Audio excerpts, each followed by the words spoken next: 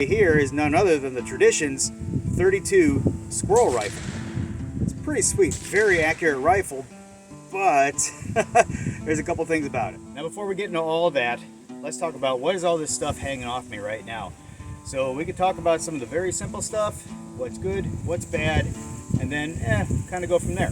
So I kind of looked like I walked out of the Civil War, right? Well, this is original 19th century trapper hunter gear, I guess you could call it, or some adaptation of it. Not true historian style, but close enough, right? So first and foremost, it's going to be your hunting bag right here. It's going to contain your very bare essentials of what you're going to need for maintaining your rifle. We'll get to that in a second. That gets a little bit complicated. This stripe right here is attached to a game sack. Pretty self-explanatory. Now you're going to see I have a hunting belt here. This is my regular field belt. So I got a dressing knife, my hatchet that I carry whenever I'm hiking and stuff like that, camping, whatever. I'm going to have a .22 pistol on my hip because there are coyotes out this way that do get pretty hungry. And if I got to put something down that maybe I didn't get the best shot, make it quick and easy, right? Because we don't want anything to suffer, obviously. Now what you see right here hanging from my neck is probably one of my most valuable pieces of equipment, my Ballboard. And I have one loaded there. I'm going to do a demo for you guys.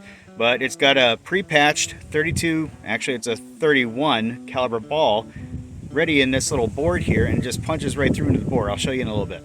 Now this is a Ted Cash snail capper, okay, and it's going to use the small style caps like the 10s, 11s.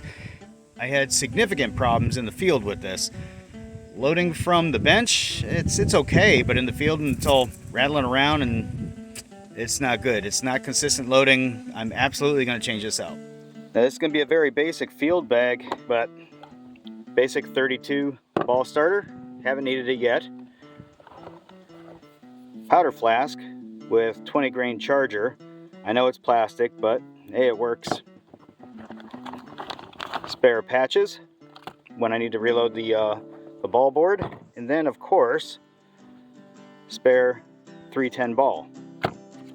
And otherwise, that's about it. It's about as simple as it gets.